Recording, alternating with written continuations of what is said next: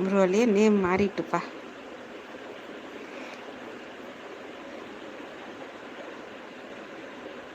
பார்க்க தான் கேட் மாதிரி இருப்பா, ஆனால்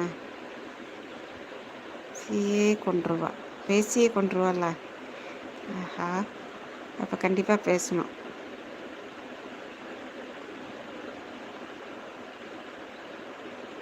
ஃபோர் மெம்பர்ஸ் யாரெல்லாம் இருக்கீங்க?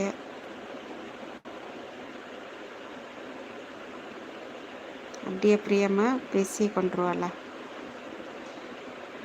நீங்களும் பேசுங்க பிரியா தங்கச்சி அப்படின்னு.